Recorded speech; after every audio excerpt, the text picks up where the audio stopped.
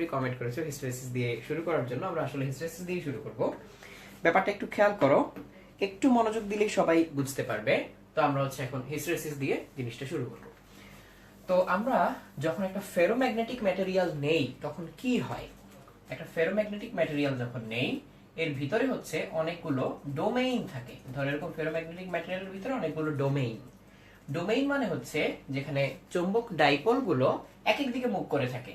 একটা ডোমেইনে একদিকেই মুভ করে থাকে, একটা ডোমেইনে একদিকেই মুভ করে থাকে, কিন্তু ডোমেইন গুলো এক এক দিকে ফিরানো থাকে, যার ফলে আমি বাইরে থেকে কোনো নেট ম্যাগনেটিক ফিল্ড টের পাই না বা কোনো নেট ম্যাগনেটিক ফ্লাক্স টের পাই না। কিন্তু যখন এটাকে একটা ম্যাগনেটিক ফিল্ডের আন্ডারে নিয়ে আসা হয়, একটা ম্যাগনেটিক ফিল্ডের কাছে আনা হয়, তখন এর ডোমেইন গুলো একদিকে ঘুরে যায় বা একদিকে ঘুরে যাওয়া শুরু করে। যত বেশি অ্যাপ্লাই করবো তত একদিকে ঘুরতে শুরু করে এবং আস্তে আস্তে জিনিসটা স্যাচুরেটেড হয়ে যাওয়া শুরু করে। তো এর মধ্যে তখন কি বাড়ে? তখন এর মধ্যে টোটাল ম্যাগনেটিক মোমেন্ট বাড়ে।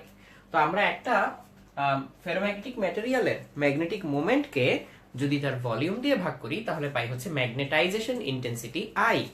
তো আমরা এখন একটা গ্রাফ আঁকতে পারি। সেই গ্রাফের মধ্যে আমরা এক্স আর ওয়াই অ্যাক্সিসে কি নিব সেটা আগে একটু বলে নেই। আমরা এক্স অ্যাক্সিসে নিব এইচ। এই এইচ কে বলা হয় চৌম্বক তীব্রতা বা ম্যাগনেটিক ইন্টেন্সিটি। তো আমরা এই চৌম্বক তীব্রতা বলতে বুঝবো যে একটা চুম্বক এটার উপরে আসলে যে জিনিসটা প্রয়োগ করবে সেটা। তো এই চৌম্বক তীব্রতা যদি আমি 0 থেকে বাড়াতে থাকি তখন এই বরাবর ম্যাগনেটাইজেশনও বাড়তে থাকবে। তাহলে আমরা শুরুতে এরকম একটা গ্রাফ পাবো যে এইচ এর সাথে সাথে আই বাড়তে থাকবে। তো আই বাড়তে বাড়তে এক সময় আর বাড়বে না। কেন বাড়বে না জানো? কারণ এইচ বাড়াতে বাড়াতে যতগুলো ডোমেইন ওর জন্য সজ্জিত হওয়া সম্ভব, যদি ততগুলো সজ্জিত হয়ে যায়, একই ডিরেকশনে চলে আসে, অ্যারেঞ্জমেন্টটা কমপ্লিট হয়, তখন এর চেয়ে বেশি কিন্তু আর ওর ভিতরে ম্যাগনেটিক মোমেন্ট তৈরি হতে পারবে না। তাহলে ওর ভিতরে যেহেতু এর চেয়ে বেশি আর ম্যাগনেটিক মোমেন্ট তৈরি হতে পারবে না, তাহলে আই এর ভ্যালু অর্থাৎ ম্যাগনেটাইজেশন আর বাড়বে না। তাহলে ম্যাগনেটাইজেশন যেহেতু বাড়বে না, ফিক্সড হয়ে যাবে, তাই এই গ্রাফটা এরকম হয়ে যাবে। এটাকে আমরা বলবো স্যাচুরেশন বা সম্পৃক্ত হয়ে যাওয়া। এরপর আমি যদি এইচ আবার কমাতে থাকি, এই জিরোর দিকে নিতে থাকি, কমাতে থাকি, তখন এইটাও কমে যাওয়ার কথা, কিন্তু এটা কমতে কমতে পুরো শূন্য হয় না, এই জায়গায় একটু থেকে যায়। তাহলে দেখো আমি কিন্তু এইচ 0 করে দিলাম কিন্তু আই 0 হলো না। যতটুকু আই থেকে যায় এটাকে বলা হয় রিটেনটিভিটি বা অবশেষ। এইটুকু ম্যাগনেটাইজেশন ওর মধ্যে থেকে যায়। তো এই থেকে যাওয়া ম্যাগনেটাইজেশন এইটাকে দূর করার উপায় কি? দূর করার উপায় উল্টা দিকে এইচ অ্যাপ্লাই করা, -H অ্যাপ্লাই করা। অর্থাৎ আমি চৌম্বক তীব্রতা যেটা, চৌম্বক তীব্রতার দিকটা পাল্টে দিলাম। অর্থাৎ তুমি এটা বাস্তবে কিভাবে করতে পারো? একটা ম্যাগনেটকে উল্টে নিতে পারো, মেরুটা উল্টে নিতে পারো, তাহলেই -H চলে যাবে। একটুখানি -H এর দিকে অ্যাপ্লাই করলে এটা 0 হয়ে যায়। যেহেতু এটা 0 হয়ে যায়, যতটুকু অ্যাপ্লাই করলে 0 হয়ে যায়, এই যে এতটুকু -H অ্যাপ্লাই করলে 0 হয়ে যায়, এইটাকে বলা হয় কোয়ার্সিভ ফোর্স। অর্থাৎ আমি বল প্রয়োগ করে একে শূন্য করে দিচ্ছি। তাহলে যেহেতু বল প্রয়োগ করে শূন্য করে দিচ্ছি, এইটুকু পার্টকে বলা হয় কোয়ার্সিভ ফোর্স। এবারে কি হবে বলতো? যদি আমি এদিকে আরো -H অ্যাপ্লাই করি, তখন এই রেখাটা এদিকে গিয়ে আবার এদিকে স্যাচুরেটেড হয়ে যাবে, এরকম করে স্যাচুরেটেড হয়ে যাবে। এখন এই -H এদিকে যত বাড়াতে থাকবো এটা স্যাচুরেটেড থেকে যাবে। কিন্তু এটা যদি আমি আবার শূন্যের কাছে নিয়ে আসি এই -H কে, তখন এইটাও ফেরত এসে আবার এতটুকু রিটেনটিভিটি থেকে যাবে। অর্থাৎ উপরে যতটুকু রিটেনটিভিটি আমার থেকে গিয়েছিল, নিচেও ততটুকু রিটেনটিভিটি বা অবশেষ থেকে যাবে। তাকে যদি আবার 0 করতে চাই, তখন আবার সামনের দিকে আমাকে কোয়ার্সিভ ফোর্স অ্যাপ্লাই করতে হবে। তাহলে আমি আবার সামনের দিকে কোয়ার্সিভ ফোর্স অ্যাপ্লাই করে চৌম্বকায়িত করতে থাকলে আবার এক সময় গিয়ে সামনের দিকে স্যাচুরেটেড হয়ে যাবে। এইটুকু কোয়ার্সিভ ফোর্স। পিছনে যতটুকু ছিল সামনেও ঠিক ততটুকুই, এইভাবে গিয়ে আবার স্যাচুরেটেড হয়ে যাবে। তাহলে দেখো এই কাজটা যদি আমি বারবারে করতে থাকি, ম্যাগনেটাইজ করি, ডিম্যাগনেটাইজ করি, রিম্যাগনেটাইজ করি, আবার ডিম্যাগনেটাইজ করে আবার রিম্যাগনেটাইজ করি, এটা যদি বারবারে করতে থাকি, তাহলে দেখো এই যে এরকম একটা লুপ তৈরি হচ্ছে। এই আই আর এইচ এর যে গ্রাফটা, তুমি এটা চাইলে BH কার্ভ দিয়েও দেখাতে পারো। তুমি চাইলে BH কার্ভ দিয়েও দেখাতে পারো। সেটা এরকম একটা লুপ তৈরি করে, বদ্ধ একটা লুপ তৈরি করে। তো এইটাকে আমরা বলি হিস্টেরেসিস লুপ। তো এই হিস্টেরেসিস লুপের কয়েকটা গুরুত্ব বলি। যেমন কোন হিস্টেরেসিস লুপ যদি এমন হয়, অর্থাৎ হিস্টেরেসিস লুপের ভিতরে যে ক্ষেত্রফল সেটা অনেক বেশি, দেখো ক্ষেত্রফলটা বেশি। আর কোন হিস্টেরেসিস লুপ যদি এমন হয় যে ক্ষেত্রফলটা কম, চিকন, এইরকম, তাহলে এই ম্যাটেরিয়ালটাকে বারবার ম্যাগনেটাইজ ডিম্যাগনেটাইজ করলে এই ম্যাটেরিয়ালটা বেশি গরম হবে। এই এই এই যে এই ক্ষেত্রফলটা হচ্ছে উৎপন্ন তাপের সমানুপাতিক। আর এখানে দেখো হিস্টেরেসিস লুপটা হচ্ছে আগের চেয়ে চিকন। যেহেতু হিস্টেরেসিস লুপটা চিকন, এর মানে হচ্ছে এটাকে বারবার ম্যাগনেটাইজ ডিম্যাগনেটাইজ করলে অত বেশি তাপ উৎপন্ন হবে না, এটার তুলনায় কম হবে। এটা একটা মিনিং, যে এখান থেকে প্র্যাকটিক্যালি এই জিনিসটা কাজে লাগে। আরেকটা জিনিস হচ্ছে, কারো হিস্টেরেসিস লুপ যদি এমন হয়, দেখো এখানে খুবই হাই রিটেনটিভিটি, মানে হচ্ছে ওকে একবার ম্যাগনেটাইজ করলে প্রায় পুরাটাই থেকে যায় তার মধ্যে, এবং তার উপরে আবার দেখো কোয়ার্সিভ ফোর্সও অনেক বেশি, তার মানে ওকে সহজে তুমি ডিম্যাগনেটাইজ করতে পারবে না, ওর চুম্বকত্ব নষ্ট করতে পারবে না। তাহলে এই ধরনের ম্যাটেরিয়াল দিয়ে কি তৈরি করা যায়? স্থায়ী চুম্বক তৈরি করা যায়। রিটেনটিভিটি যত বেশি হবে ওই চুম্বক তত শক্তিশালী হবে, আর কোয়ার্সিভ ফোর্স যত বেশি হবে ওই চুম্বক তত স্থায়ী হবে। আর যদি এমন হয় যে হিস্টেরেসিস লুপটা এইরকম, দেখো এইরকম, এই যে এরকম, খুব ভালো করে খেয়াল করো, এই জায়গাটায় দেখো ওর রিটেনটিভিটিও কম, ওর কোয়ার্সিভ ফোর্সও কম। এইরকমটা হচ্ছে নরম লোহা এই ধরনের ম্যাটেরিয়ালের জন্য। এদের বেলায় যেটা হয়, তুমি কারেন্ট যদি দাও এর মধ্যে, কয়েলের মধ্যে যদি কারেন্ট দাও এর চারপাশে দিয়ে, তাহলে কয়েলটাকে এনার্জাইজ করলে ও ঠাস করে ম্যাগনেট হয়ে স্যাচুরেট হয়ে যাবে।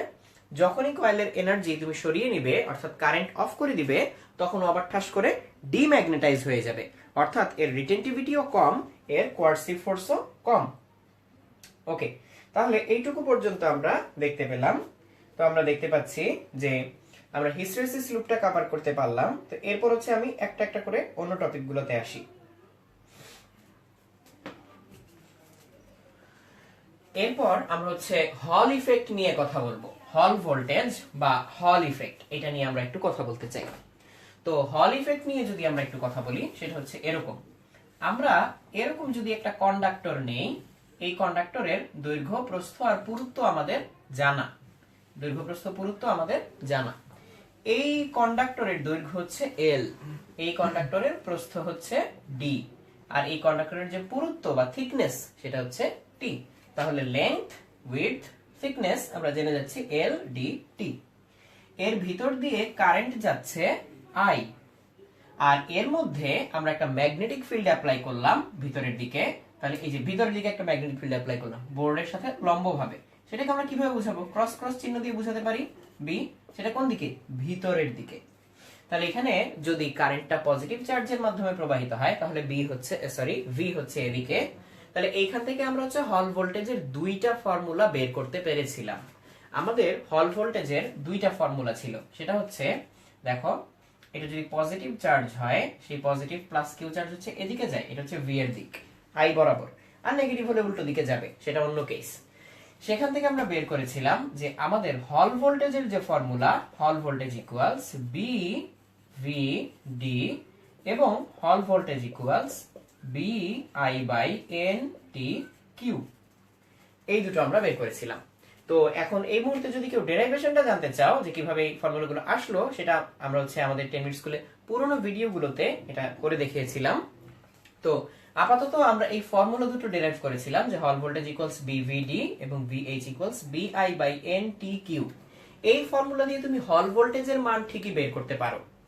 এবং এখানে যেটা হবে, পজিটিভ চার্জ নেগেটিভ চার্জ যাই হোক না কেন, আমরা এই অ্যারেঞ্জমেন্টটা যে করলাম, এই অ্যারেঞ্জমেন্টে চার্জটা হচ্ছে উপরে গিয়ে জমা হবে, তো উপরে এখানে ছাদে এসে জমা হবে। তো এখন যদি কোনো একটা সিচুয়েশন চেঞ্জ করে দেয়, তখন আমি কি করব? ধরা যাক আই কিংবা বি এদের কোনো একটা দিক চেঞ্জ করে দিল। যদি চেঞ্জ করে দেয়, তাহলে আমি সেখান থেকে কিভাবে বের করব? হল ভোল্টেজ কতটুকু হয়। তো সবার আগে তোমাকে যেটা মাথায় রাখতে হবে, সেটা হচ্ছে আই এবং বি এর দিক যদি লম্ব বরাবর না হয়, বা একটার সাথে আরেকটার যদি লম্ব উপাংশ না থাকে, হ্যাঁ, তখন হচ্ছে হল ভোল্টেজ আমরা পাবো না। যেমন আই বরাবর যদি বি হয়, তাহলে কিন্তু হল ভোল্টেজ পাবো না, বা আই এর বিপরীত দিকে যদি বি হয়, তাহলে হল ভোল্টেজ পাবো না।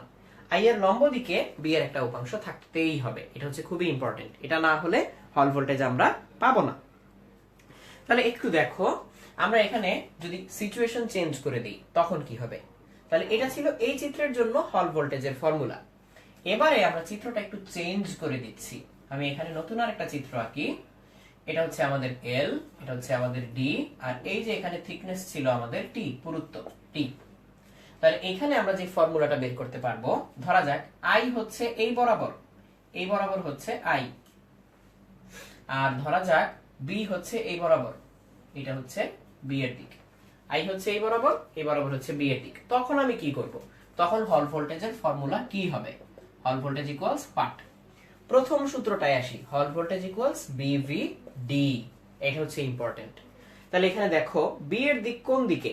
এই চিত্রটাতে বি এর দিক হচ্ছে ভিতরের দিকে। ভিতরের দিকে মিন্স থিকনেস টি এর দিকে। তাহলে টি চলে গেল, টি নাই। ভি, ভি কি চার্জের চলনের দিক না? সেটা কার দিকে? এই যে আই যেদিকে, অর্থাৎ এল এর দিকে। তাহলে এল বাদ, বাকি পড়ে থাকলো কে? ডি। তাহলে বাকি যেহেতু ডি পড়ে থাকলো, তাই এখানে দেখো ডি। এটা হচ্ছে সহজে মনে রাখার বুদ্ধি, এটা প্রমাণ না, এটা হচ্ছে মনে রাখার বুদ্ধি যে এখানে ডি বসবে।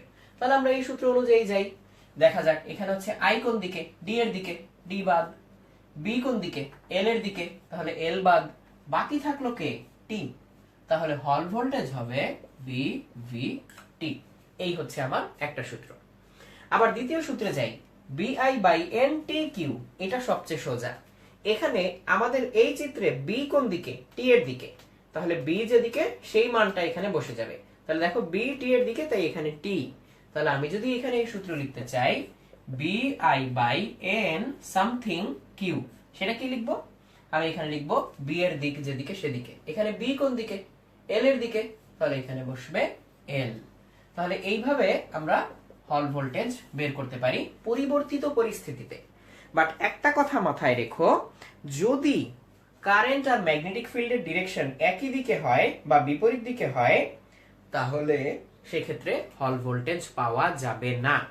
সেক্ষেত্রে আমরা কোনো হল ভোল্টেজ পাবো না। তাহলে সৌরভ জিজ্ঞেস করেছো যে ম্যাথগুলো করার সময় কি কি সাবধানতা অবলম্বন করতে হয়।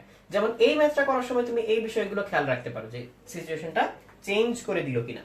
আরো কয়েকটা বলতে পারি, যেমন আচ্ছা, যেমন সজীব সরকার একটা প্রশ্ন করেছো, সেটা হচ্ছে কার্নো ইঞ্জিনের দক্ষতা নিয়ে। এটা আমি চাইলে এখনই অ্যান্সার দিয়ে দিতে পারি যে একটা কার্নো ইঞ্জিনের উৎস হচ্ছে 450। 450 কি ডিগ্রি সেলসিয়াস নাকি কেলভিন সেটা তুমি লিখোনি, সেটা লিখলে একটু ভালো হতো। তো আমরা ধরে নিচ্ছি কেলভিন। কার্নো ইঞ্জিনের টেম্পারেচার, এটা যেমন লক্ষ্য রাখার বিষয়, কার্নো ইঞ্জিনের টেম্পারেচার কখনোই ডিগ্রি সেলসিয়াসে রাখা যাবে না, অলওয়েজ কেলভিনে রাখতে হবে।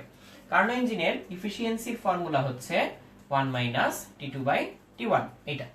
তো আমার প্রশ্ন হচ্ছে যদি কার্নো ইঞ্জিনের দক্ষতা 70% হয়, তাহলে এটা কত হবে? 0.7 ইকুয়ালস 1 - T2।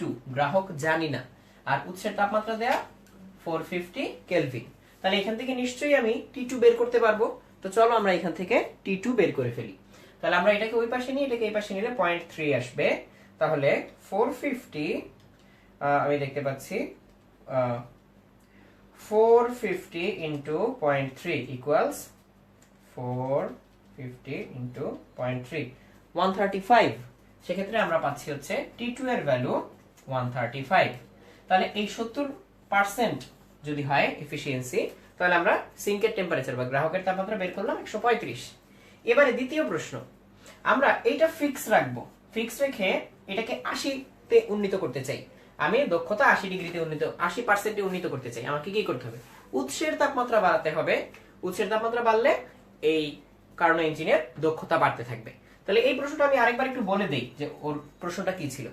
প্রশ্নটা ছিল একটা কার্নো ইঞ্জিনের দক্ষতা 70%, তাহলে 0.7, আর উৎসের তাপমাত্রা 450, তাহলে আমি T1 এ 450 লিখলাম, সেখান থেকে বের হয়ে গেল T2 এত। এবার দক্ষতা 80% করতে চাই, তাহলে কি করতে হবে? উৎসের তাপমাত্রা বাড়াতে হবে। তাহলে আমি উৎসের তাপমাত্রা যদি বাড়াই, দক্ষতা 80% হবে। আর সেক্ষেত্রে T2 এটা 135 থাকবে স্থির, আর T1 তখন কত সেটা আমাকে বের করতে হবে। তাহলে এটা যদি আমি বের করতে চাই, আমাকে কি করতে হবে? এটা আমি ওই পাশে নিয়ে যাই। তাহলে এই পাশে নিয়ে গেলে 135/T1 ইকুয়ালস, এটা ওই পাশে নিয়ে গেলে 0.2। তাহলে T1 ইকুয়ালস 135 ডিভাইডেড বাই 0.2। 135/0.2 আমরা পেয়ে যাচ্ছি 675। তাহলে আমাকে উৎসের তাপমাত্রা 675 এ নিয়ে যেতে হবে। আগে কত ছিল? 450। তাহলে উৎসের তাপমাত্রা 225 কেলভিন বাড়াতে হবে। 225 কেলভিন বাড়াতে হবে। কার তাপমাত্রা? উৎসের তাপমাত্রা। তো এভাবে এই প্রবলেমটা সলভ করা যায়। ওকে, আমি সজীবের প্রশ্নটার উত্তর দিয়ে ফেললাম।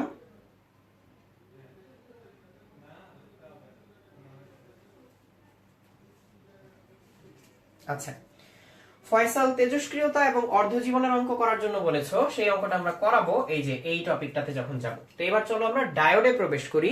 আমরা ডায়োড জিনিসটা একটু দেখি সেটা কিভাবে কাজ করে এবং কিভাবে কাজে লাগানো যায়। একটা ডায়োড যখন তুমি আঁকবে, এটা হচ্ছে আমাদের ডায়োড। ডায়োড হচ্ছে পি এন জাংশন ডায়োড, এটা হচ্ছে পি টাইপ, এটা হচ্ছে এন টাইপ। ডায়োডে এই দিক বরাবর কারেন্ট যেতে পারে, কিন্তু এই দিক বরাবর কারেন্ট যেতে পারে না।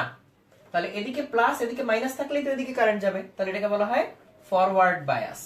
ফরওয়ার্ড বায়াসে কারেন্ট যায়। আর যদি এদিকে মাইনাস এদিকে প্লাস থাকে, তখন সেটাকে বলা হয় রিভার্স বায়াস। কিভাবে ফরওয়ার্ড আর রিভার্স বুঝবো? পি এর সাথে পজিটিভ, এন এর সাথে নেগেটিভ, তাহলে ফরওয়ার্ড। আর যদি পি এর সাথে নেগেটিভ, এন এর সাথে পজিটিভ হয়, তখন সেটা রিভার্স বায়াস এবং তার ভিতর দিয়ে কোনো কারেন্ট যেতে পারে না। আচ্ছা,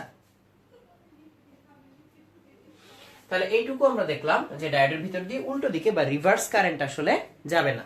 যাবে কখন? ব্রেকডাউনে চলে গেলে। সেটা অনেক বেশি ভোল্টেজের ব্যাপার। যেমন নরমালি আমরা যে রেকটিফায়ার ডায়োড ইউজ করি, তার জন্য ব্রেকডাউন ভোল্টেজ 1000-এরও বেশি। তো অনেক বেশি হলে সেটা পসিবল, এমনিতে পসিবল না।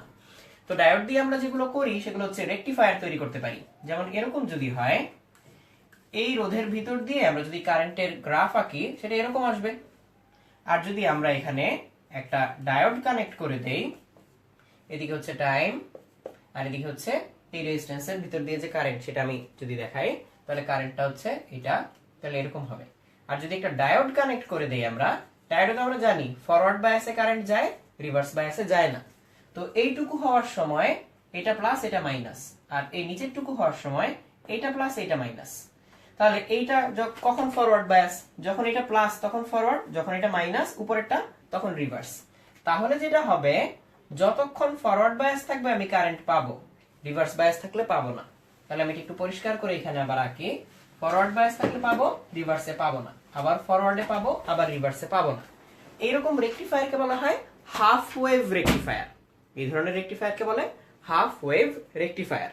তো ডায়োড দিয়ে এরকম রেকটিফিকেশন করা যায়। আচ্ছা,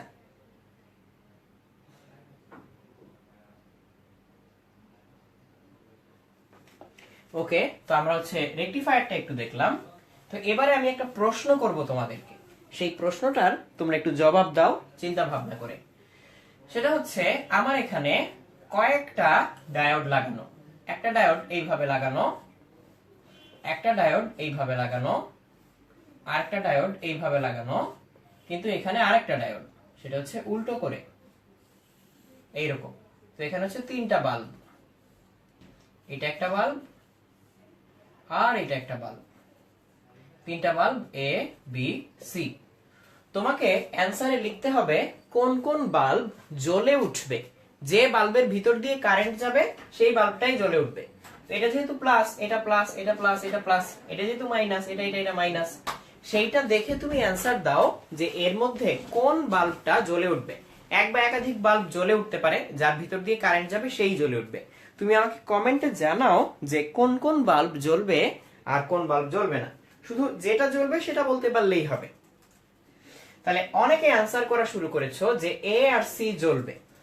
তোমরা অনেকে অ্যানসার করেছো যে এ জ্বলবে আর সি জ্বলবে, বি জ্বলবে না। আবার অনেকে অ্যানসার করেছো যে শুধুমাত্র এ জ্বলবে।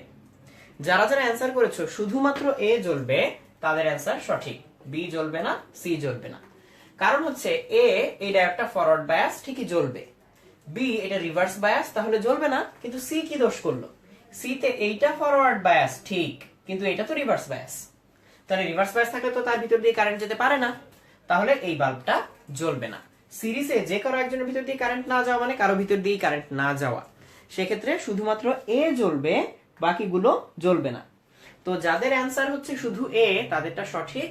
আর যারা ভুল করে সি অ্যানসার দিয়েছিলে সহ, তাদেরটা একটু কারেক্ট করে নাও, সি জ্বলবে না, শুধুমাত্র এ জ্বলবে। তো এবারে আমি হচ্ছে ট্রানজিস্টরে যাই। ট্রানজিস্টরে আমরা কয়েকটা কনফিগারেশন দেখাতে চাই। যেমন ধরা যাক আমি কমন বেজ কানেকশন দেখাতে চাই, কমন বেজ। তাহলে আমরা একটা এনপিএন ট্রানজিস্টর নিলাম, এনপিএন। তো ট্রানজিস্টরে যেটা করতে হয়, এটা হচ্ছে এমিটার, এটা হচ্ছে বেজ, এটা হচ্ছে কালেক্টর। তো ট্রানজিস্টরে যেটা করতে হয়, কমন বেজ। কমন বেজ মানে বেজ থেকে একটা কানেকশন কালেক্টরে যাবে, আবার বেজ থেকে একটা কানেকশন এমিটারে যাবে। তার মানে বেজটা দুইটাতেই কমন, এই জন্য কমন বেজ। কমন বেজে যেটা হয়, কালেক্টর বেজকে রিভার্সে রাখা হয়, তাহলে এন এর সাথে লাগবে পজিটিভ, এইরকম। এটা হচ্ছে আমাদের একটা রেজিস্ট্যান্স। কিন্তু রিভার্স হলে তো কারেন্ট যায় না, তাহলে এর ভিতর দিয়েও কারেন্ট যাবে না, শূন্য। কিন্তু কারেন্ট যাবে কখন? যখন আমি বেজকে ফরওয়ার্ডে রাখবো। তাহলে এমিটার বেজকে আমি যখন ফরওয়ার্ডে রাখি, তখন এখান দিয়ে একটা বেজ কারেন্ট প্রবাহিত হয় আইবি। আর এই বেজ কারেন্ট প্রবাহিত হওয়ার ফলে এই এমিটার থেকে কালেক্টর এর মধ্যে একটা কারেন্ট প্রবাহ শুরু হয়, সেটা হচ্ছে কালেক্টর থেকে এমিটারের দিকে। এভাবে কালেক্টর থেকে এমিটারের দিকে একটা কারেন্ট প্রবাহ শুরু হয়। তখন আমি এখানে কালেক্টর কারেন্ট পাই আইসি এবং এখানে এমিটার কারেন্ট পাই আইই। এবং তুমি একটু তাকালেই বুঝতে পারবে আইবি আর আইসি মিলে আইই তৈরি হয়, এই দুইটা ঢুকে যায়, এটা বের হয়ে যায়। তাহলে ট্রানজিস্টরের যে কোনো কনফিগারেশনের জন্যই এইটা সত্যি, আইবি প্লাস আইসি হচ্ছে আইই এর সমান। তো এই সার্কিটটাকে বলা হয় common base configuration, common base circuit. তো আমি তো চাইলে এইভাবে কমন এমিটার রাখতে পারি, কমন কালেক্টর রাখতে পারি, এরকম নানান ভাবে রাখতে পারি। বাট যদি কমন বেজ বলো, সেই কমন বেজের জন্য এটা হচ্ছে আমার আউটপুট, এটা হচ্ছে আমার ইনপুট। তাহলে ইনপুটের চেয়ে আউটপুটটা একটু কম হয়, যার কারণে কমন বেজের যে গেইন, এটাকে বলা হয় গেইন বা প্রবাহ বিবর্ধন। তাহলে বিবর্ধন হচ্ছে আইসি বাই আইই। এইটার মান হয় একের চেয়ে কম। তাহলে আলফার ভ্যালু কত হবে? একের চেয়ে নরমালি কম হয়। ধরা যাক 0.9 বা 0.7, 0.8 এরকম বিভিন্ন টাইপের হতে পারে, বাট একের চেয়ে কম, কিন্তু একের কাছাকাছি। একের থেকে আবার অনেক বেশি দূরেও চলে যাবে না, একের কম কিন্তু একের কাছাকাছি। তাহলে এটা হচ্ছে আলফার ভ্যালু। আবার আমি যদি এখন অন্য একটা কনফিগারেশনে আসি, তাহলে আমরা যদি অন্য একটা কনফিগারেশনে আসি, যেমন ধরা যাক কমন এমিটার, তখন আমি কিভাবে আঁকবো? তা আমি এবার ট্রানজিস্টর অন্যরকম একটা ছবি আঁকি। ধরা যাক এরকম একটা ছবি আঁকলাম, এইভাবেও তো আমরা ট্রানজিস্টর এঁকে থাকি, এইরকম। তাহলে এখানে এটা হচ্ছে আমাদের এমিটার, এটা হচ্ছে আমাদের বেজ, এটা হচ্ছে কালেক্টর। আর আমি এই চিহ্নটা বাইরে দেওয়া মানে এটা একটা এনপিএন ট্রানজিস্টর, এই চিহ্নটা ভিতরে দিলে সেটা একটা পিএনপি ট্রানজিস্টর হতো। তো ধরো এটাকে আমরা হচ্ছে রিভার্স বায়াসে রাখলাম। কিভাবে? তো এখানে আমার একটা রেজিস্টর দেওয়া, এখানে হচ্ছে আমার ব্যাটারিটা দেওয়া। তাহলে এটা হচ্ছে এনপিএন, তাহলে এটা তো এন এন পি এন, এরকম এনপিএন। তাহলে এটাকে রিভার্সে রাখতে চাইলে কি এখানে পজিটিভ দিতে হবে? এটাকে রিভার্সে রাখতে চাইলে এটাকে পজিটিভ দিতে হবে, তাই না? তো তাহলে এখানে হচ্ছে পজিটিভ হবে। তো এরকম ভাবে আমরা কানেকশন দিলাম। তাহলে কি এখন কারেন্ট যাবে? অ্যানসার হচ্ছে না, কারেন্ট যাবে না। কেন? আমার এই বেজটাকে বায়াস করতে হবে। বেজে যতক্ষণ না আমি একটা ভোল্টেজ দিব, যেটা হচ্ছে 0.7 এর চেয়ে বেশি, ততক্ষণ পর্যন্ত এর ভিতর দিয়ে কোনো কারেন্ট যাবে না। তো এটা বায়াস করার জন্য আমরা কি করতে পারি? আমরা এখানে একটা রেজিস্টর দিতে পারি, ধরা যাক 10 কিলো ওহম, এত একটা রেজিস্টর দিলাম। আর এখানে আমরা একটা ব্যাটারি দিয়ে দিলাম 2 ভোল্ট, আমরা একটা 2 ভোল্টের ব্যাটারি দিয়ে দিলাম, এখন কাজ করবে। বাট একটা তথ্য তোমাদেরকে একটু বলে নেই, এইভাবে দিলে তো এটার ভিতর দিয়ে কারেন্ট যাবে, তাতে কোনো সন্দেহ নাই। এখানে আমরা ধরো একটা রেজিস্টর দিয়ে দিলাম 1 কিলো ওহম, একটা রেজিস্টর দিয়ে দিলাম এরকম।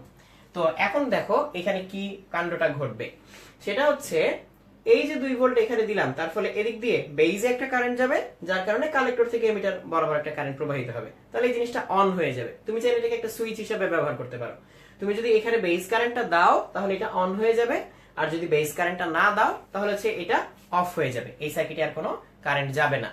তো আরেকটা কথা একটু বলে দিই, এই বেজ এমিটারের মধ্যে এই যে এইটুকু জায়গার মধ্যে 0.7 ভোল্ট বিভব পার্থক্য থাকবে। তাহলে এটা তো গ্রাউন্ডের সাথে লাগানো, মাইনাসের সাথে লাগানো, জিরোর সাথে। তাহলে এখান থেকে এই পর্যন্ত ভোল্টেজ কত? 0.7। তাহলে এখান থেকে আমরা বেজ কারেন্ট বের করে ফেলতে পারবো কিন্তু। আর এই কমন এমিটারের জন্য গেইন যে বিটা, সেটা হচ্ছে IC by IB, IC by IB, এটা হচ্ছে কমন এমিটারের জন্য গেইন বিটা। তাহলে এবারে চলো আমরা এই সার্কিটটা সলভ করে ফেলি। কিভাবে? আমরা বেজ কারেন্ট আইবি বের করে ফেলি। যারা এতক্ষণ ধরে মনোযোগ দিয়ে দেখছিলে তারা নিশ্চয়ই এই পার্টটুকু বুঝতে পারবে, কারণ গত ক্লাসে আমি কারশফের সূত্র পড়িয়েছিলাম, সেখান থেকে ক্লোজ লুপে ভোল্টেজ আসে 0। তাহলে আমি কি বলতে পারি? এখানে ভোল্টেজ কত? 2, এখানে ভোল্টেজ 2, আর এখানে হচ্ছে 0.7। তাহলে এর ভিতর দিয়ে যে কারেন্টটা যাবে সেটা কত?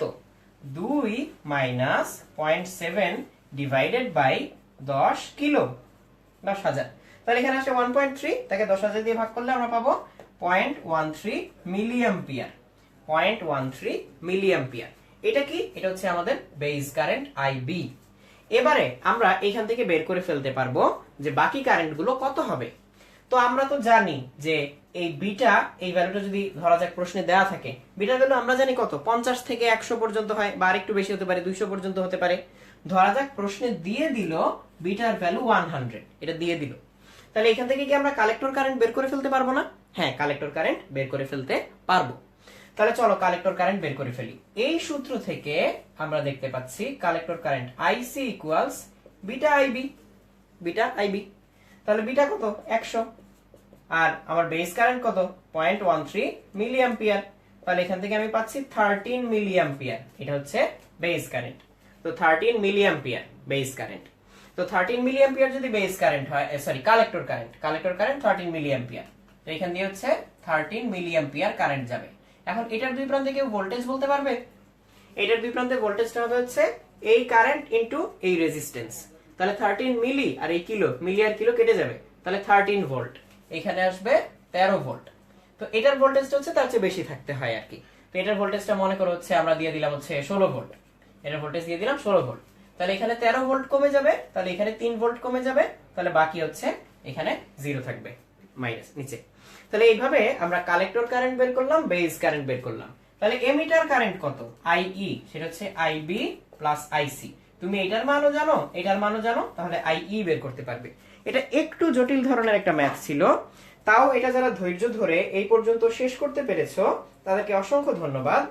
আর অনেক প্রশ্ন করেছো 0.7টা মাইনাস করেছি কেন, কারণ এখানে বেজ আর এমিটারের মধ্যে 0.7 ভোল্টের একটা পার্থক্য থেকে যায়। তাহলে এই বেজ আর এমিটারের মধ্যে যে জাংশন ভোল্টেজ সেটা হিসেবে 0.7 ভোল্ট থেকে যায় যদি সিলিকন ট্রানজিস্টর হয়। তো আমরা ধরে নিচ্ছি এটা সিলিকন ট্রানজিস্টর, তাই এখানে 0.7 ভোল্ট থেকে যায়। সেটা না হয় যদি অন্য কিছু হয়, গ্যালিয়াম, তারপর ইন্ডিয়াম বা আর্সেনিক এরকম কিছু, বা অন্য কিছু হয় জার্মেনিয়াম, তখন হচ্ছে এই 0.7টা চেঞ্জ হয়ে যাবে। তাহলে আমরা ট্রানজিস্টরের এই অংশগুলো একটু দেখলাম। তো এবারে একটু কথা বলি, সেটা হচ্ছে আমি এইমাত্র একটা প্রশ্ন পেয়েছি অমির কাছ থেকে যে ট্রানজিস্টরের কোন অংশকে বেশি ডোপিং করতে হয়। সবচেয়ে কম ডোপিং করতে হয় বেজ, মিডিয়াম ডোপিং করতে হয় কালেক্টর, এবং সবচেয়ে বেশি ডোপিং করতে হয় এমিটারকে। ওকে, তাহলে এইটুকু আমরা শেষ করে ফেললাম। আর জাকির হোসেন প্রশ্ন করেছো এই 0.7 এটা ধ্রুব থাকবে কিনা। আমরা নরমালি ধরে নিই যে রুম টেম্পারেচারে জিনিসটা কাজ করলে 0.7 ধ্রুব থাকবে, টেম্পারেচার চেঞ্জ হলে আসলে চেঞ্জ হওয়ার কথা। তাহলে আমরা ট্রানজিস্টর থেকে দুইটা কনফিগারেশন দেখলাম, কমন বেজ এবং কমন এমিটার। এই দুইটাই নরমালি কাজে লাগবে। আর এই কনফিগারেশন যেটা আমি এইমাত্র মুছে দিলাম সেটা কমন এমিটার বলার কারণ এমিটার থেকে একটা ব্যাটারি বেজে গেল, আবার এমিটার থেকে একটা ব্যাটারি কালেক্টরে গিয়েছিল, তাই এমিটার দুইটাতেই কমন, তাই এটা কমন এমিটার। তাহলে আমাদের এই টপিকগুলো গেল হিস্টেরেসিস, হল, ডায়োড, ট্রানজিস্টর। এবার হচ্ছে আমরা ইয়াংস ডাবল স্লিট এক্সপেরিমেন্ট নিয়ে একটু কথা বলবো। সেটা ছিল এরকম, একটা দেয়ালের মধ্যে দুইটা চির বা দুইটা স্লিট পরপর এ দূরত্বে, ধরা যাক এ দূরত্বে, এইখানে ডি দূরত্বে একটা পর্দা রাখা। তাহলে এই পর্দার মধ্যে যদি একটা কোহেরেন্ট সোর্স থেকে, যদি দুইটা কোহেরেন্ট সোর্স থেকে লাইট পড়ে, তখন একটা ঝালর দেখা যায়, একটা রঙের পট্টি দেখা যায়, ফ্রিঞ্জ। তাহলে সেটাই ইয়াংস ডাবল স্লিট এক্সপেরিমেন্ট ছিল। এখানে ব্যাপার যেটা হয়, এখানে ঠিক এই মাঝখান থেকে সমান দূরত্বে একটা সোর্স থাকে, সেই সোর্স থেকে আলো গিয়ে দুইটা ছিদ্র দিয়ে আলো বের হয়ে আসে। সো যেহেতু দুইটা ছিদ্র দিয়ে একই সোর্স থেকে আলো বের হয়ে আসে, এই দুইটাকে আমরা কোহেরেন্ট সোর্স বা আমরা হচ্ছে কি বলতে পারি, সুসংগত উৎস। তো এরকম কোহেরেন্স না থাকলে আসলে এখানে ইয়াংস ডাবল স্লিট এক্সপেরিমেন্টটা করা যাবে না। তাই আলাদা দুইটা লাইট নিয়ে না নিয়ে আমরা একটা লাইট থেকে দুইটা ছিদ্র দিয়ে লাইটটা পাস করি। তো এই ডিসটেন্সটুকু হচ্ছে এ। কোন কোন বইতে এই ডিসটেন্সটুকুকে হচ্ছে টুয়াইস ডি দিয়ে লেখা হয়। তাহলে এই ডিসটেন্স বা টুয়াইস এ দিয়ে লেখা হয়। আমি আপাতত এখানে এ ধরলাম। তাহলে ধরা যাক এইখান থেকে একটা লাইট এখানে এসে পড়লো, এই পয়েন্টে এসে, আবার এইখান থেকে একটা লাইট এই পয়েন্টে এসে পড়লো। তো এখানে আমি যদি একটা লাইন টানি, এই অ্যাঙ্গেলটা যদি থিটা হয়, তাহলে এইটুকু কত হবে? তো এটা যদি এ হয়, এটা যদি থিটা হয়, এটুকু হবে এ কস থিটা, আর এটা হবে হচ্ছে A sine theta. A sine theta, A sine theta হচ্ছে দুইটার মধ্যে পথ পার্থক্য বা প্যাথ ডিফারেন্স। এই এ সাইন থিটার উপরে ডিপেন্ড করবে এই পয়েন্টটা কি উজ্জ্বল হবে নাকি অন্ধকার হবে, সাদা হবে না কালো হবে। তো নরমালি যেটা হয়, এই পয়েন্টে মাঝখানে হয় সাদা, তারপরে হয় কালো, আবার সাদা, আবার হয় কালো, আবার সাদা, আবার হয় কালো, এরকম। তো এইভাবে হচ্ছে সাদা কালো পট্টি তৈরি হয় বা ফ্রিঞ্জ তৈরি হয়। তো এরকম ফ্রিঞ্জ তৈরি হয়। তা আমরা ওই পয়েন্টটার উপরে কিছু শর্ত আরোপ করলে পাই যে উজ্জ্বল হবে নাকি অন্ধকার হবে। তো আমরা এখান থেকে যে শর্তটা পাই সেটা হচ্ছে এ সাইন থিটা যদি ল্যামডা বাই 2 এর জোর গুণিতক হয় lambda by 2 into twice n, n এর মান হচ্ছে স্বাভাবিক সংখ্যা 1 2 3 4 এরকম এরকম হতে পারে। আর ল্যামডা বাই 2 এর যদি জোর গুণিতক হয়, হ্যাঁ n এর মান 0 হতে পারে, 0 সহ স্বাভাবিক সংখ্যা, তাহলে ল্যামডা বাই 2 এর জোর গুণিতক হলে আমরা পাবো হচ্ছে উজ্জ্বল বা ব্রাইট, আমরা এটার জন্য পাবো উজ্জ্বল। তাহলে এখানে হচ্ছে কনস্ট্রাকটিভ ইন্টারফিয়ারেন্স হচ্ছে বা গঠনমূলক ব্যতিচার হচ্ছে। আর যদি a sin theta equals lambda by 2 এর বিজোড় গুণিতক হয় twice n plus 1 lambda by 2, তখন এটা হবে হচ্ছে অন্ধকার বা এখানে হচ্ছে ধ্বংসাত্মক ইন্টারফিয়ারেন্স হবে বা ডিস্ট্রাকটিভ ইন্টারফিয়ারেন্স, ধ্বংসাত্মক ব্যতিচার। তাহলে এইটা হচ্ছে আমার শর্ত বের করার জন্য। আর আরেকটা প্রশ্ন তোমাদের সবার মনে ঘুরপাক খায়, সেটা হচ্ছে ডোরা প্রস্থ বলতে কি বুঝবো। যেমন ইসহাক স্যারের বইটাতে ডোরা প্রস্থ বলতে এইটাকে বুঝায় বা এইটাকে বুঝায়, অর্থাৎ একটা কালো বা একটা সাদা পট্টির যে প্রস্থ সেটাকে বলা হয় ডোরা প্রস্থ। তো সে অনুযায়ী হিসেব করলে এই ডোরা প্রস্থটা আসে lambda D divided by twice A, তুমি যদি এটাকে এ ধরো। আবার কোন কোন বইতে এ এর জায়গায় a ইকুয়ালস টুয়াইস ডি দেওয়া, তাহলে তুমি যদি a এর জায়গায় টুয়াইস ডি লিখো, a equals twice small d, তখন এই ফর্মুলাটাই এমন হয়ে যাবে না, lambda D by 4 small d, এটা হয়ে যাবে। দুইটা আসলে বেসিক্যালি একই ফর্মুলা। তাহলে এইটুকু হচ্ছে lambda D by twice A, যেখানে এ ছিল দুইটা স্লিটের মধ্যবর্তী দূরত্ব। তুমি যদি স্মল এ কে টুয়াইস স্মল ডি ধরো, তখন ফর্মুলাটা হয়ে যায় lambda capital D by 4 small D, এইটা। তো এইভাবে তুমি হচ্ছে ডোরা প্রস্থ কত সেটাও বের করে ফেলতে পারো। তাহলে আমি এটা একটু বড় করে লিখি, অনেকে দেখতে পাওনি। এটা হচ্ছে ল্যামডা ডি বাই টুয়াইস এ, আর এখানে হচ্ছে a ইকুয়ালস টুয়াইস ডি লেখা, তার ফলে হয়ে যাচ্ছে lambda D by 4 small D. এবারে আশা করি দেখতে পাচ্ছ। তাহলে এই সূত্র থেকে আমরা হচ্ছে অন্ধকার আর উজ্জ্বলের শর্তটা পাবো, আর নিচের এই সূত্রটা থেকে হচ্ছে ডোরা প্রস্থটা পেয়ে যাব। তাহলে এইটুকু আমরা বের করে ফেললাম। আচ্ছা, ওকে, তাহলে এইটুকু পর্যন্ত আমরা দেখলাম। অনেকে গ্রেটিং নিয়ে প্রশ্ন করেছো, আমি এই ফাঁকে একটু অ্যানসারটা দিয়ে নেই। ইন্টারফিয়ারেন্সে যেটা হয় সাদা কালো সমান সমান উইডথ বিশিষ্ট হয়, আর গ্রেটিং এ যেটা হয় একটা নির্দিষ্ট কোণে সেখানে হচ্ছে তোমার সাদা কালো অন্ধকার এরকম তৈরি হয়। তো গ্রেটিং এ যেটা থাকে অনেক অনেক স্লিট থাকে, গ্রেটিং এ অনেক অনেক স্লিট থাকে, অনেক স্লিটের প্রস্থটাকে যদি আমরা ধরি a আর অস্বচ্ছ অংশটাকে যদি ধরি b, তাহলে এইটুকু দৈর্ঘ্য হচ্ছে a প্লাস b, এটাকে বলা হয় d। আর 1/d কে বলা হয় গ্রেটিং ধ্রুবক n। তাহলে এই n হচ্ছে গ্রেটিং ধ্রুবক। ab কি? a হচ্ছে যতটুকু জায়গার ভিতর দিয়ে আলো ঢুকতে পারে, আর b হচ্ছে যতটুকু জায়গার ভিতর দিয়ে আলো ঢুকতে পারে না। এখন গ্রেটিং এ কি হয়, ধরো একটা গ্রেটিং তুমি এখানে রাখলে, এটা হচ্ছে তোমার গ্রেটিং। তাহলে ঠিক এই গ্রেটিং বরাবর এখানে কি তৈরি হবে, এখানে উজ্জ্বল তৈরি হবে। তারপরে আশেপাশে এরকম অনুজ্জ্বল উজ্জ্বল অনুজ্জ্বল উজ্জ্বল এরকম তৈরি হতে থাকবে। তো এখানে সমস্যা হচ্ছে যেগুলো অন্ধকার সেগুলো আসলে পুরোপুরি অন্ধকার না, একেবারে কমপ্লিটলি ডার্ক না। এই জন্য এগুলোকে হচ্ছে অন্ধকার না বলে উজ্জ্বল গুলোকে বলা হয় চরম, আর কম উজ্জ্বল গুলোকে বলা হয় অবম, ম্যাক্সিমা মিনিমা। তো এখানে ম্যাক্সিমা মিনিমার ফর্মুলাও আসলে এইটাই মেনে চলে। ধরা যাক এখানে হচ্ছে এই ডিসটেন্সটা তো d, তো এখানে সূত্রটা হয়ে যায় হচ্ছে d sin theta n। n বলতে বোঝায় কত ক্রম বা কত অর্ডার। এই মাঝেরটা হচ্ছে 0th অর্ডার, মাঝেরটা হচ্ছে 0th অর্ডার। তারপরে এটা কি প্রথম অর্ডার বা প্রথম ক্রম, ফার্স্ট অর্ডার, ফার্স্ট অর্ডারের কি অবম। তারপরে এটা হচ্ছে ফার্স্ট অর্ডার মিনিমা বা প্রথম ক্রমের অবম। এইটা কি ফার্স্ট অর্ডার ম্যাক্সিমা বা প্রথম ক্রমের চরম। এরপরে কি 2 2 3 3 এইভাবে আগাতে থাকবে। তো n এর ভ্যালু হচ্ছে সেই ক্রম থিটা n, এই n হচ্ছে ক্রম। যেমন ধরো এইখানে আসলো, তাহলে এটা কি 1 2 দ্বিতীয় ক্রমের অবম। তাহলে এইখানে হচ্ছে উজ্জ্বলের জায়গায় আমরা লিখবো চরম বা ম্যাক্সিমা, আর অন্ধকারের জায়গায় লিখবো আমরা অবম বা মিনিমা, অবম বা মিনিমা। এইভাবে জিনিসটা কাজ করবে, ফর্মুলা সেমই থাকবে। সেখান থেকে আমরা হচ্ছে এই অ্যাঙ্গেল গুলো বের করতে পারবো। যেমন এটা হচ্ছে 2 নাম্বার ক্রমের অবম, তাহলে থিটা n, এখানে n এর ভ্যালু হবে 2। এরকম করে আরো 3 4 যেতে পারবে বা আরো কমও হতে পারবে। আচ্ছা, তাহলে এই অংশটা একজন বুঝতে চেয়েছো একটু, আমি দেখতে পাচ্ছি খালিদ চৌধুরী, তুমি বলেছো 1/d = n, এটা দিয়ে আসলে কি বুঝায়। তুমি একটু খেয়াল করো, d এর ভ্যালু যত ছোট n তত বেশি না। গ্রেটিং এর গায়ে আসলে এই এনটাই লেখা থাকে, তাহলে এন এর বড় ভ্যালু দেখে তুমি বুঝবে ডি এর মান অনেক ছোট। আর ডি এর মান অনেক ছোট মানে স্লিট গুলো অনেক কাছাকাছি। স্লিট যত কাছাকাছি হবে অ্যাঙ্গেল তত বড় হয়ে যাবে। স্লিট যত কাছাকাছি হবে অ্যাঙ্গেলটা বড় হয়ে যাওয়া শুরু করতে পারবে। তাহলে এরকম করে হচ্ছে তখন ওই গ্রেটিং থেকে আমরা আরো স্পষ্ট দেখতে পাবো আসলে জিনিসটা। তাহলে এইখান থেকে আস্তে আস্তে আমরা গ্রেটিং শেষ করে ফেললাম। যেই গ্রেটিং এ হচ্ছে যত বেশি বেশি স্লিট থাকবে সেই গ্রেটিংটা আসলে তত ভালো, বেশি তার মানে এন এর মান বেশি হলে ভালো। আচ্ছা, তাহলে এইটুকু পর্যন্ত আমরা শেষ করলাম ইয়াংস ডাবল স্লিট এক্সপেরিমেন্ট। এবার আমরা রিলেটিভিটিতে যাই।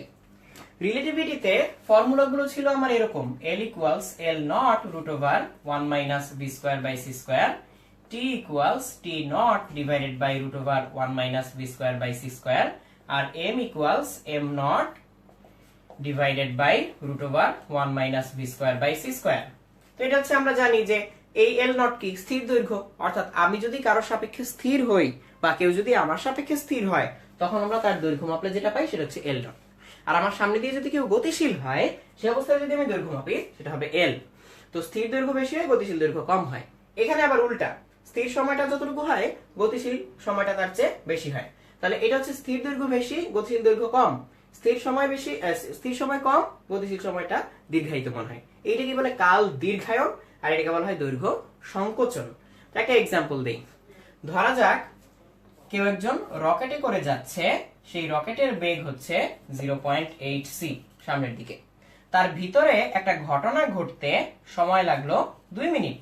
তাহলে পৃথিবী থেকে কেউ যদি দেখে যে এই রকেটের ভিতরের ঘটনাটা ঘটতে কতক্ষণ সময় লাগলো, তাহলে সে কি দেখতে পাবে যে এই সময়টা কি 2 মিনিটই ছিল নাকি অন্য কিছু ছিল। কেউ যদি পৃথিবী থেকে দেখে যে রকেটের ঘটনাটা ঘটতে কয় মিনিট লাগলো, তো এই 2 মিনিট কে মাপলো? নিশ্চয়ই রকেটের ভিতরে যে সে মাপলো যে 2 মিনিট, রকেটের ঘড়িতে যে 2 মিনিট সময় ধরে একটা কিছু ঘটনা ঘটলো।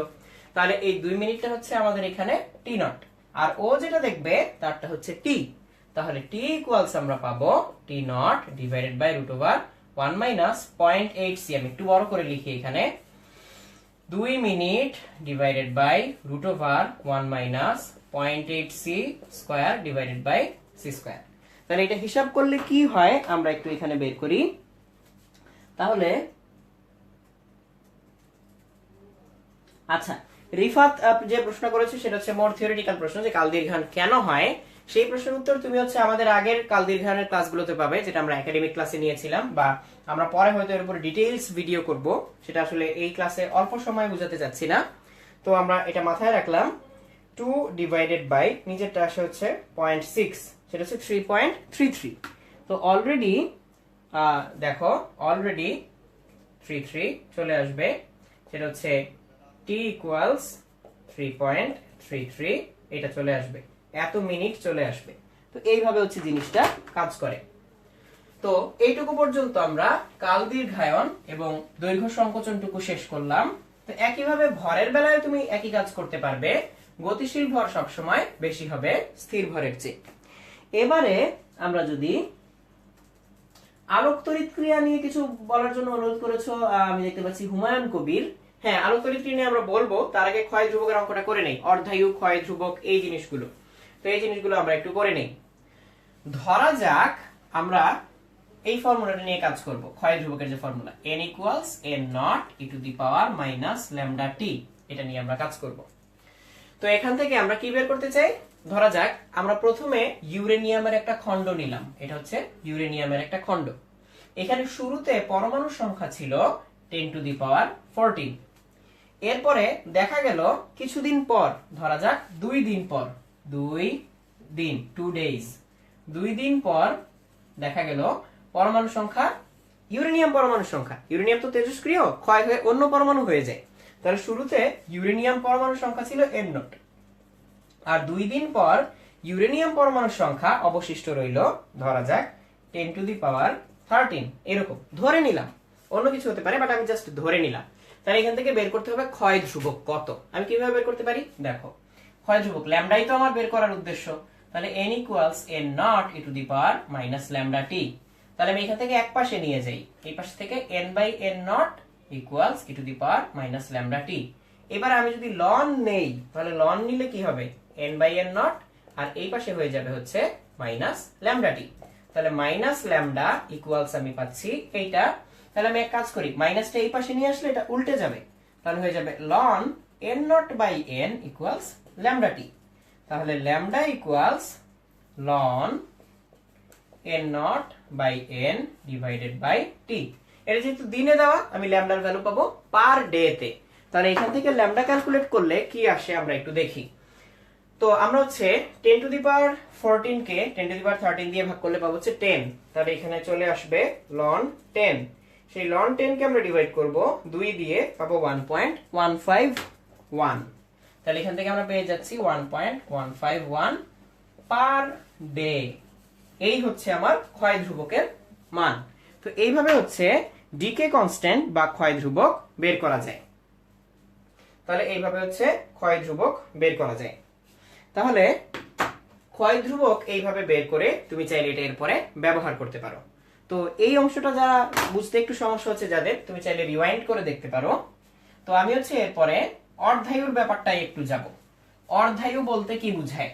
যখন ইনিশিয়াল তেজস্ক্রিয় পরমাণুর সংখ্যা অর্ধেক হয়ে আসে সেই সময়টাকে বলা হয় অর্ধায়ু।